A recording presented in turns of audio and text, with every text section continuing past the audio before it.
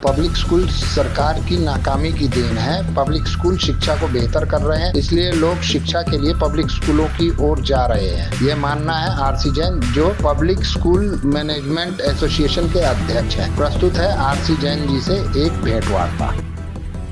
Sir, आप public school management association के भी अध्यक्ष हैं दिल्ली के।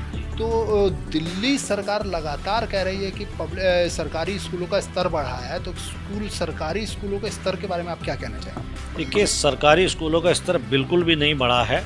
ये तो इन्होंने कैसा भ्रम फैला रखा है कि हमने स्कूलों में बहुत कुछ काम किया है। वास्तविकता तो है, दिल्ली में सिर्फ इन्होंने स्कूलों की बिल्डिंग बनाई है, और बिल्डिंग भी इसलिए बनाया है कि उसमें मोटा इन्होंने घपला किया है। एक एक कमरा इन्होंने 25-25, 30-30 लाख रुपए बनाया। स्कूल के लिए ज़रूरी है सबसे पहले कि आप टीचर की अपॉइंटमेंट करें, उसमें जो अंदर बेंच वगैरह है उनका व्यवस्था करें।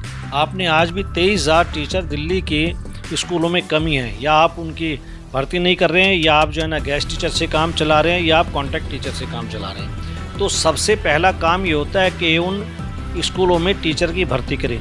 दूसरा ये है कि आपने एक नया स्कूल कोई बनाया नहीं। अगर आप नया कोई स्कूल बनाते तो लगता है कि दिल्ली में आपने कुछ काम किया है। ये सिर्फ एक भ्रम है। और फिर भी अगर वो कहते हैं हमने इतने बढ़िया स्कूल बनाए, तो फिर पेरेंट्स जो हैं वो पब्लिक स्कूलों की तरफ क्यों जा रहे हैं? क्यों पब्लिक स्कूल तरफ उनका रुझान बढ़ रहा है? क्यों फिर इन स्कूलों में 25% बच्चे भेज करके सरकार के ऊपर एक्स्ट्रा बोझ डाल रहे हैं? ये सब सोचने वाली बात है। इसलिए मेरा मानना है कि सरकार ने शिक्षा के क्षेत्र में सिर्फ शोर ज़्यादा मचाया, काम कुछ भी नहीं किया। अच्छा, अभी सरकारी स्कूलों में जो उनकी किताबें हैं वो भी अवेलेबल नहीं हैं। देखिए, कई बार ये सवाल उठता रहा कि ये पब्लिक स्कूल प्राइवेट पब्लिशरों की किताब क्यों लगाते हैं। तो मैंने कई बार बहुत सारे चैनल्स पे भी बोला है, सरकार से भी कहा है कि इसीलिए कि सरकारी स्कूलों में जो NCERT की किताबें अप्रैल में बच्चों को मिल जानी चाहिए, पर पिछले कई सालों से वो किताबें दिसंबर तक बच्चों को मिलती हैं। उसके साथ ही उन किताबों में जो कंटेंट्स हैं काफ़ी समय तक वो चेंज नहीं किया जाता। तो ये बड़ा कारण रहा है कि सरकारी स्कूलों में आज भी आप देखें, अभी पिछले दिनों सरकार को डांट लगाई थी दिल्ली नगर निगम के स्कूलों की कंडीशन जब हाई कोर्ट के सामने पहुंची, तो सरकार को हाई कोर्ट को दखल देना पड़ा। सरकार को ये काम करने के लिए जो स्कूलों की जो व्यवस्था उसको आप सुधारें। तो ऐसी स्थिति में मैं नहीं मानता कि दिल्ली में सरकार ने शिक्षा के क्षेत्र में कोई काम किया हो। लेकिन सर, पब्लिक स्कूलों पर लगातार आरोप लगते रहे हैं कि वो एक मोटी फीस लेते हैं, लोगों को ऊपर एक अनावश्यक बोझ डालते हैं, जैसे कि किताबें और वर्दी वगैरह अपने ही जगह से। देखिए, दो बातें आपने यहाँ पे कही हैं। पहला तो ये है कि जब ये 1973 में दिल्ली स्कूल एजुकेशन एक्ट बना था, उस समय दिल्ली में पब्लिक स्कूल नाम मात्र के होते थे, और उस समय ये प्रोविज़न डाल दिया कि पब्लिक स्कूल भी अपने टीचर्स को वही सैलरी देंगे जो सरकारी स्कूल देता है। अब ऐसी स्थिति में आज जब 7th पे कमीशन आ चुका है, लाखों रुपए एक टीचर की सैलरी हो चुकी है, तो जो स्कूल कम फीस लेता है वो इतनी सैलरी कैसे दे सकता है? उसके सामने मजबूरी बन जाती है फीस बढ़ाना। मैं तो कई बार सरकार से ये कहा है कि इन पब्लिक स्कूलों को आप सरकारी स्कूलों के दायरे से बाहर करें, जिस हिसाब से फ़ीस लेता है उसके हिसाब से आप सैलरी तय करें। तो मुझे नहीं लगता कि इसका पेरेंट्स के ऊपर बोझ पड़ेगा। दूसरा, मैंने ये कहा कि ये जो आप 40 बच्चों में 10 बच्चे जो आप फ्री में पढ़वाते हैं, आप उनका नाम मात्र का पैसा रिइम्बर्स करते हैं, आप भी उतना ही पैसा रिइम्बर्स करें जितना बाकी 30 बच्चे फ़ीस देते हैं। तो निश्चित रूप से उन 30 बच्चों के ऊपर या पेरेंट्स के ऊपर फीस का बोझ नहीं बढ़ेगा।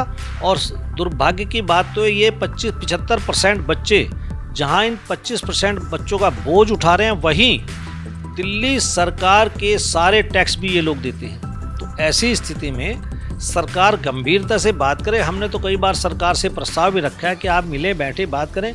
हम और आप दोनों पेरेंट्स को फ़ायदा देने के लिए पहुँचे हैं, पर सरकार कभी हमारे साथ बैठना नहीं चाहती।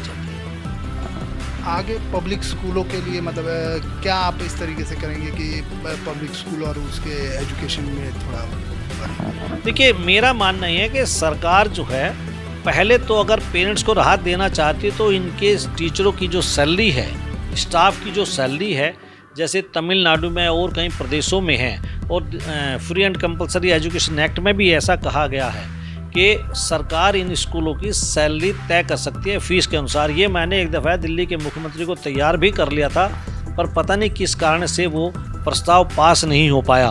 दूसरा ये है कि सरकार इनके मामले में दखलंदाजी कम करे, एक बेहतर रिजल्ट देंगे तो सरकार के काम को ही अपने ऊपर ले रहे हैं, इसलिए इनके साथ एक ऐसा व्यवहार ना करें कि ये पता नहीं क्या कर रहे हैं। अगर ये आज पब्लिक स्कूल दिल्ली के सिनेरियो से हट जाएं तो मुझे नहीं लगता है जो 20-22 लाख बच्चा इन स्कूलों में पढ़ता है उनको दिल्ली सरकार या दिल्ली नगर ने अपने स्कूलों में एडजस्ट कर सके।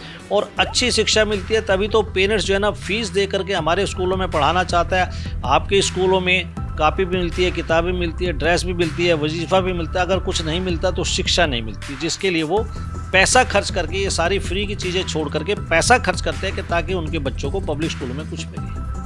अच्छा, देखा जाए तो अभी जैसे कि नीट के एग्ज़ाम में भी पेपर लीक हुआ है, तो क्या आपको लगता है कि हमारे एजुकेशन सिस्टम की कुछ कमी है कि हम एक प्रॉपर एक अच्छा एग्ज़ाम के लिए हमने एग्जामिनेशन के लिए कोई? देखिए, नीट के एग्ज़ाम के बारे में मेरा एक जो मानना है वो ये है कि हमने जो नेशनल टेस्टिंग एजेंसी बना रखी है इसके पास पूरा इंफ्रास्ट्रक्चर नहीं है। जैसे central board of secondary education है, उसके पास पूरे देश में क्या विदेशों में भी जब CBSE का एग्ज़ाम होता है तो कहीं भी आपको ये सुनने को नहीं मिलता है कि कहीं भी पेपर लीक हुआ है। NTA जो बना तो दिया पर इसकी जो कार्यप्रणाली है, इसकी जो कार्यशाला है, उस पे हमें बहुत ज़्यादा सुधार की ज़रूरत है। अब मुझे पता चला है कि ये NTA जो एजेंसी है ये आउटसोर्सिंग से काम कराती है। अब आउटसोर्सिंग पे हम पूरी तरह से ना तो उनकी जवाबदेही तय कर सकते हैं, ना ही उनके ऊपर हम जिम्मेदारी डाल सकते हैं। NTA एजेंसी पूरी तरह से जिम्मेदार है और इस पे अब जैसे भी केंद्रीय मंत्री ने, भारत सरकार ने भी इस पे ध्यान दिया है, इसका डायरेक्टर को भी बदला और इसके लिए एक एजेंसी बनाई और इसके आप देखेंगे कि अब इसके बाद शायद इसके बाद कोई पेपर लीक ना हो। सरकार जिस प्रकार से फुल प्रूफ कार्य बनाने जा रही है उसका मुझे पूरा विश्वास है, पर जिन बच्चों के साथ कहीं ना कहीं न्याय हुआ है उनके साथ भी न्याय होना चाहिए, मेरी। आखिरी सवाल कि आप किस तरीके से इसको मतलब इस कमी को दूर करने के लिए सुझाव देंगे सरकार? सबसे बेहतर सुझाव ये है कि अगर ये NTA जितने भी एग्ज़ाम ले, अगर ये कंप्यूटर से ले, लिखित परीक्षा बंद कर दे और कंप्यूटर से एग्ज़ाम ले, तो उस पर किसी भी हद तक आपको ये लगेगा कि गड़बड़ी की गुंजाइश नहीं होती है। ऑनलाइन होनी चाहिए। अब आप देखिए UPSC के एग्ज़ाम्स होते हैं, सारे ऑनलाइन होते हैं, वहाँ कोई गड़बड़ी आपको देखने को नहीं मिलती। तो ये जो लिखित में परीक्षा होती है इसमें कहीं ना कहीं कोई गड़बड़ी हो जाती है। ऑनलाइन सबसे बड़ा सवाल निकलेगा और ऑनलाइन के माध्यम से पेपर लीक भी नहीं हो पाएगा और ऑनलाइन से हम हर जगह वॉच रख पाएंगे। तो सबसे पहला सवाल तो ये होना चाहिए कि जो हमने 15-16 एग्ज़ाम NTA को दे रखे हैं उसका भी हमें वर्गीकरण करना पड़ेगा।